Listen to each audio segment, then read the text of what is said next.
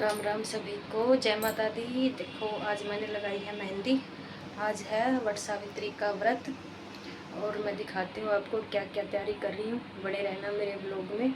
राम राम, जय माता दी, सुप्रभात सभी को और वट सावित्री व्रत की हार्दिक शुभकामनाएं। देखो ये गुलगुले के लिए मैंने बना लिया है, आटा घोल लिया है और अभी छोटी कढ़ाई में मैं डाल दूँगी तेल, फिर गुलगुले बनाऊँगी, फिर बताऊँगी आप सभी को। आगे बने रहना मेरे व्लॉग में। मंदिर जाऊँगी, पूरा व्लॉग बनाऊँगी। जय माता दी। ये बन गए गुलगुले, अभी निकाल के दिखाती हूँ कढ़ाई में से।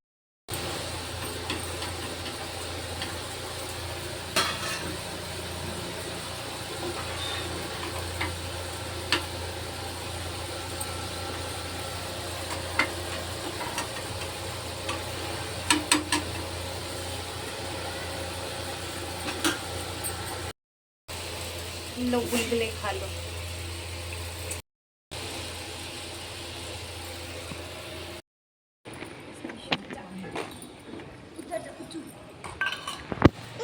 गाय गाय देखी खुश हो रही गाय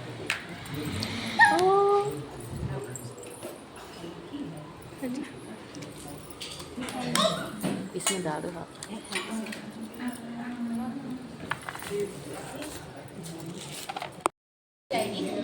चल तो सही, आप इधर आ जाओ।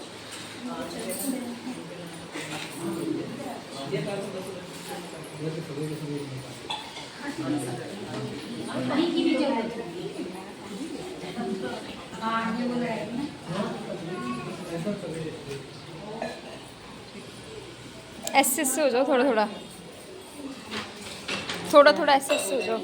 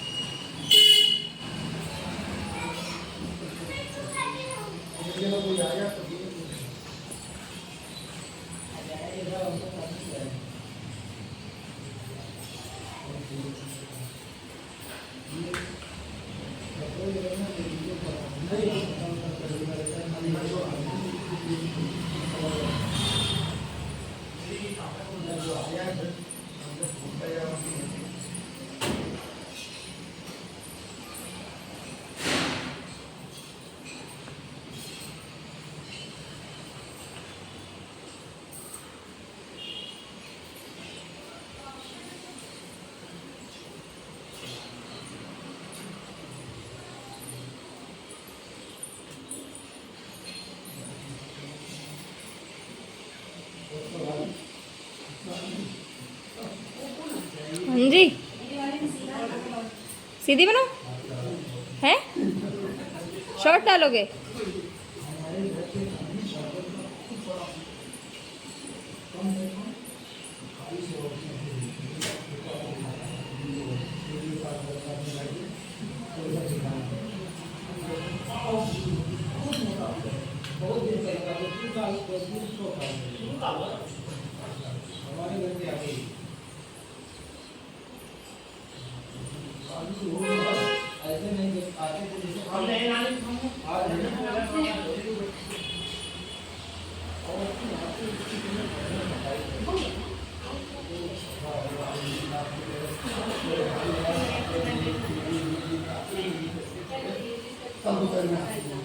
तो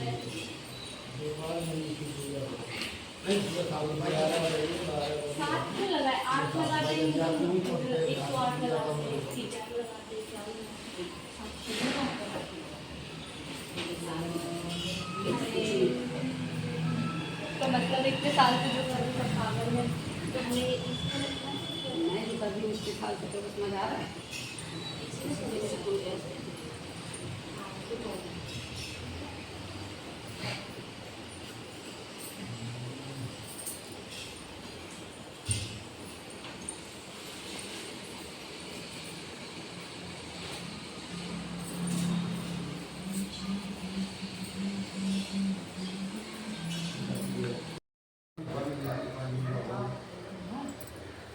मेरा तो करती नहीं है।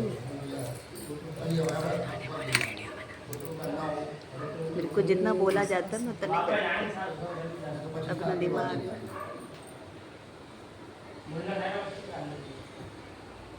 हम इनसे मांग लेंगे ना हम बाद में उसका है ना मेरा फोकस।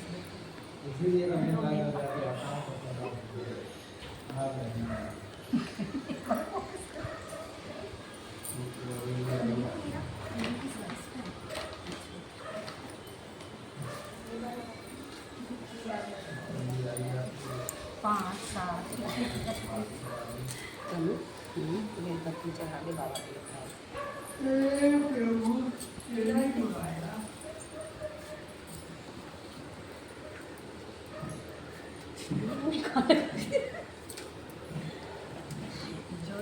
देखो भाई कैमरामैन अब कैमरामैन थक चुका है। बाबा ने बोले माथे पे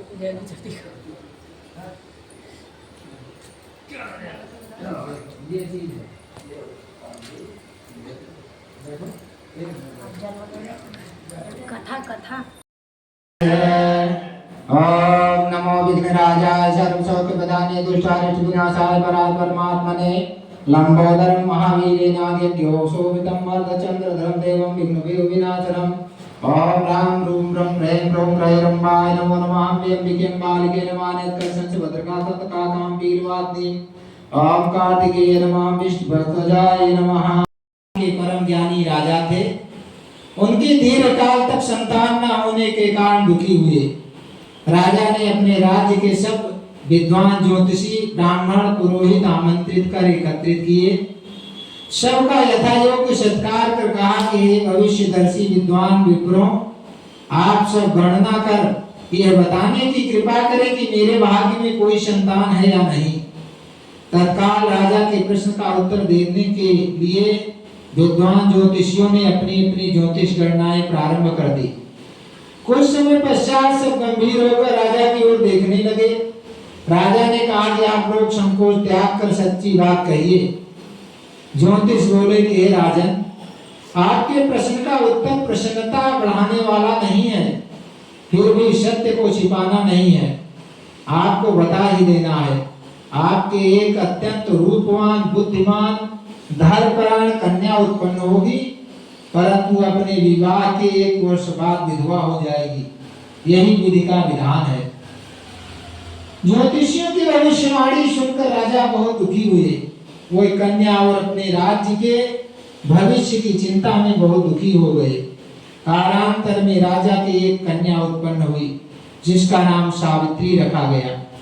वह समयानुसार बचपन व्यतीत कर युवा हुई और विवाह योग्य आयु की हो गई।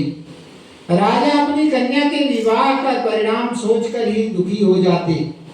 वो ये विचारने लगते कि कुछ बचाव का प्रयास किया जाए। ऐसा सोचते सोचते दैव प्रेरणा से राजा को नारद जी का स्मरण हो आया।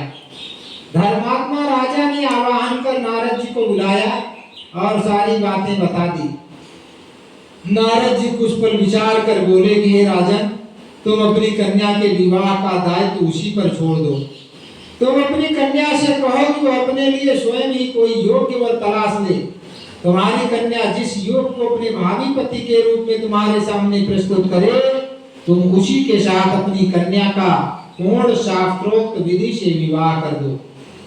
राजा ने अपनी कन्या सावित्री को बुलाया और नारद जी की बातें बताकर पूछा, हे पुत्री, सावित्री तुम कहो तुम्हारा क्या विचार है। सावित्री बोली कि पिताजी मैं नारद जी के आदेश का प्रसन्नता पूर्वक पालन करूंगी। राजा को कुछ सांत्वना प्राप्त हुई। अब राजपुत्री सावित्री ने सखी सहेलियों, दास दासियों और अनुचरों सहित भावी पति के योग्य व्यक्ति को ढूंढने में भ्रमण करना प्रारंभ कर दिया। अनेकों नगर वन पार कर सावित्री एक छोटे से रमणीक जंगल में पहुंची। वहां पहुंचकर सावित्री ने अपना रथ रुकवाया। कुछ देर प्रकृति की सुंदरता निहारने के बाद सावित्री विश्राम करने लगी। आंख खुलने पर एक वृक्ष की डाल पर बैठकर कुल्हाड़ी से लकड़ी काटता एक सुंदर बलिष्ठ गौरवर्ण युवक दिख पड़ा। उस युवक को देखकर सावित्री उस युवक के चेहरे के भावों, मुखाकृति और स्वभाव का ध्यान पूर्वक अध्ययन करती रही। युवक का मौन निरीक्षण करते हुए काफी समय व्यतीत करने के बाद सावित्री ने अपने अनुचरों द्वारा उस युवक को बुलावा भेजा। सावित्री द्वारा बुलाए जाने पर सत्यवान उसके पास आ पहुंचा। सावित्री द्वारा परिचय पूछे जाने पर सत्यवान ने कहा कि राजकुमारी, मैं एक दरिद्रता प्रभावित कुलीन युवक हूँ। इसी जंगल में रहता हूँ। मेरे साथ ही मेरे माता पिता भी रहते हैं, वो अंधे हैं। मैं जंगल की लकड़ी काट कर बाजार में बेचता हूँ। इसी से उन तीनों प्राणियों का जीवन निर्वाह होता है।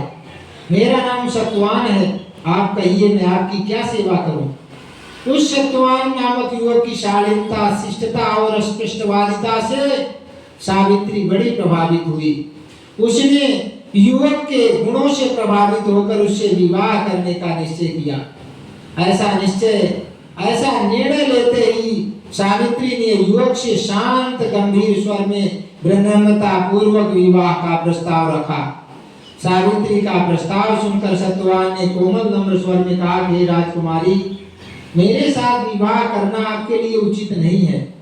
मेरे साथ ही आप भी दुखों और संकटों से घिर जाएंगी।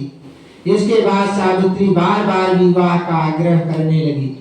सत्यवान तरह तरह से समझाता रहा, परंतु सावित्री के हट करने पर सत्यवान ने कहा, समीप ही मेरी कुटिया है, वहां मेरे माता पिता हैं, आप उनके पास चले।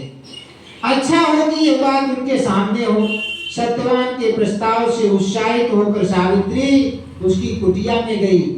वहां सत्यवान के अंधे माता पिता ने भी सावित्री को हर तरह से समझाया, पर सावित्री ने अपनी ओर से उन्हें तरह तरह के आश्वस्त कर विवाह की स्वीकृति प्राप्त करने में सफलता प्राप्त कर ली।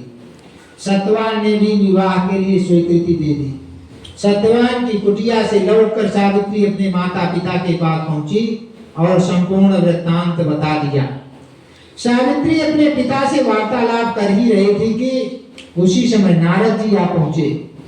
वह बोले कि तुमने अपना पति किसे चुना है।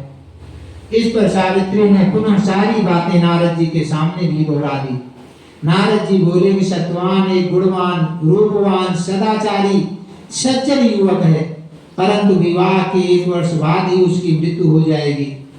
इसलिए हे सावित्री, तुम अपने लिए पुनः किसी अन्य व्यक्ति को चुनो। सत्यवान अल्पायु, कम उम्र में मरने वाला है। नारद जी की बात सुनकर सावित्री बोली कि हे नारद, दया भय से मैं धर्म विमुख नहीं हो सकती। हिंदू नारी जीवन में एक बार अपने पति का चुनाव करती है। मैं सत्यवान को अपना पति चुन चुकी हूँ। अब वचन भंग कर पाप की भागी नहीं बनूंगी। नारद जी और सावित्री के पिता ने उसे तरह तरह से समझाया, पर सावित्री सत्यवान से ही विवाह करने पर दृढ़ रही। तो नारद जी ने कहा कि तुम्हारा कल्याण हो, जीवन सुखी हो। नारद जी से आशीर्वाद देकर विदा हो गए। नारद जी आशीर्वाद देकर विदा हो गए। सावित्री की इच्छा अनुसार उसके पिता ने उसका विवाह सत्यवान के साथ कर दिया। सावित्री को ज्ञात था कि 1 वर्ष बाद उसके पति की मृत्यु हो जाएगी। ऐसे में यदि शंकर जी को प्रसन्न कर लिया जाए तो विधि के विधान पर भी विजय पाई जा सकती है, क्योंकि शंकर जी के विषय में प्रसिद्ध है, मैटहि कठिन कुवंक भाल के भावी हूँ मेट सकहि त्रिपुरारी। अर्थात शंकर जी में शक्ति है कि विधाता का विधान भी बदल सकते हैं। अतः ये सब प्रकार से निश्चय कर सावित्री भक्ति पूर्वक शंकर भगवान की आराधना करने लगी। सत्यवान के लिए सावित्री पूर्ण मनोयोग से शिव जी की आराधना करती रही। जब सत्यवान की आयु के केवल 7 दिन शेष रह गए तो सावित्री और तीव्रता से कठिन व्रत उपवास कर भगवान को प्रसन्न करने में लग गई।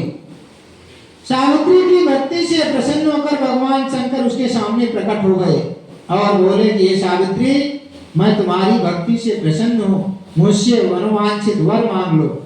सावित्री बोली कि हे भगवान, मेरे पति की आयु के 2 ही दिन शेष हैं, कृपया उनकी जीवन रक्षा की युक्ति बताएं। भगवान शंकर बोले, कल ज्येष्ठ की अमावस्या के दिन भक्ति पूर्वक वट वृक्ष की पूजा करने से तुम्हारी मनोकामना पूर्ण होगी।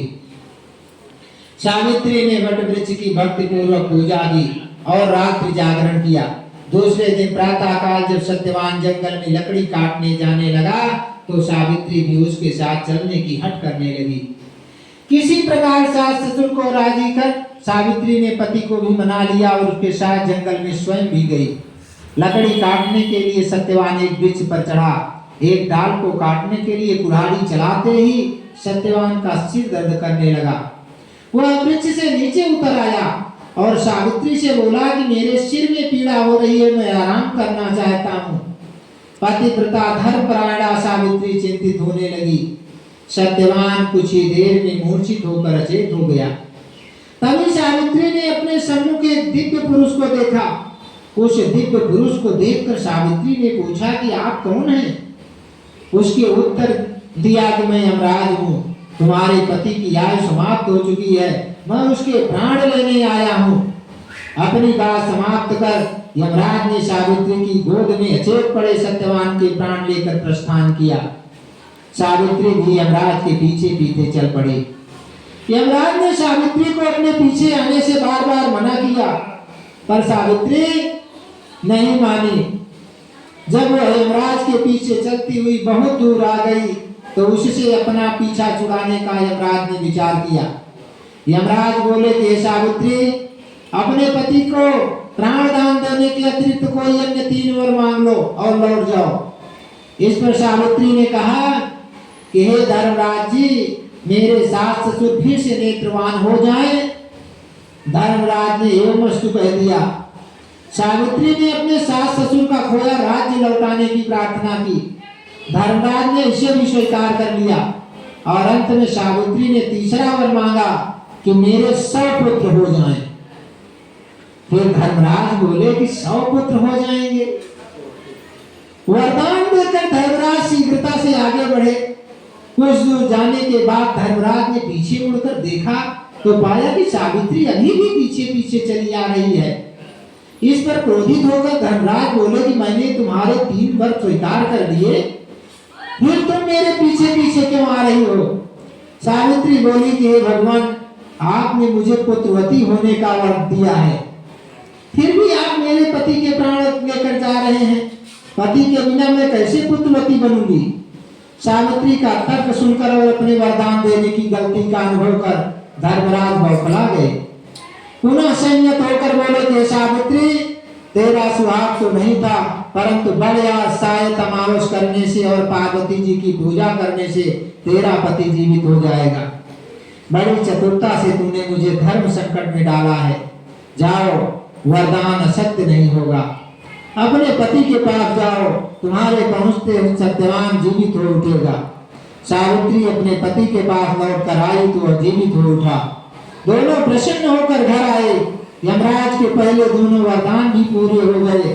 सावित्री के सास ससुर को दिखाई देने लगा, उनका राज्य भी वापस मिल गया। यह सब बड़ शायद अमावस्या के व्रत का प्रभाव था।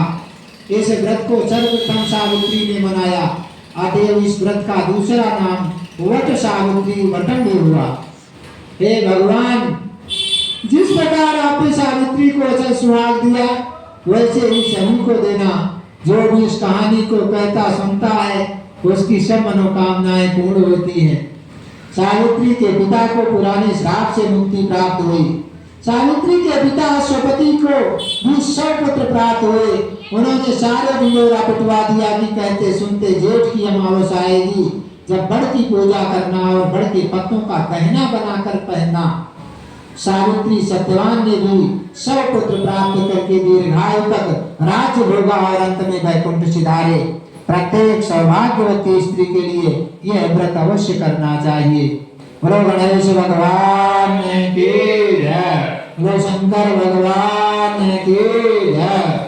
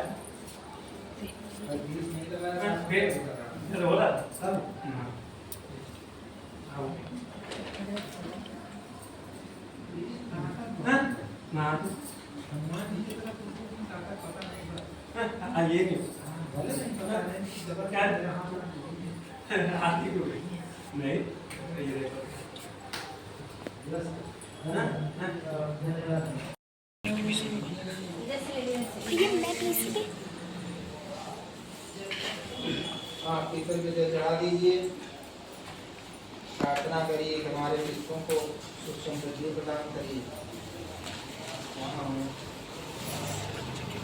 भैया मम्मी ने बुलाया था। इसके पीछे का क्या तात्पर्य है? मेरे को क्या पता।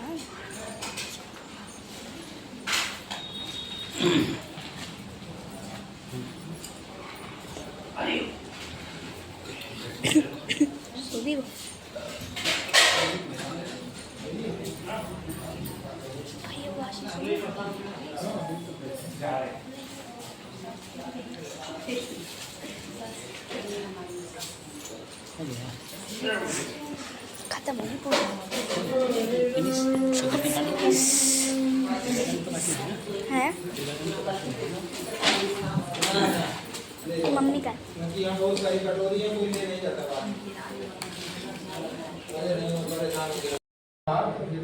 स्नान करो। मैं रोटी ना कर रहा हूँ, तुरंत आ जाओ। मतलब भाई के लिए आपने बोला था ना, इसीलिए मैंने वो किया। मकान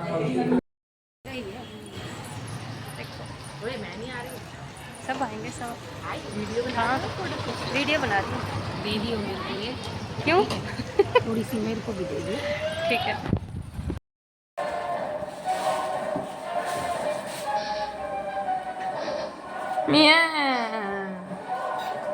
बना रहा हूँ मैं वीडियो। बनाने की तरफ सोचते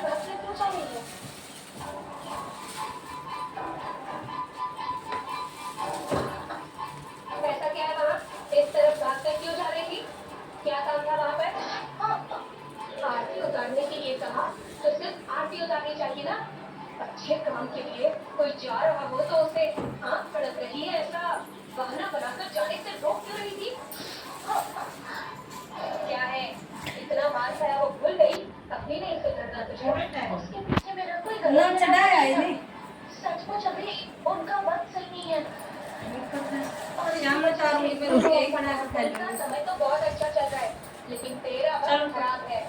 कर दूँ बंद? चीनी ले ले माँ थोड़ी।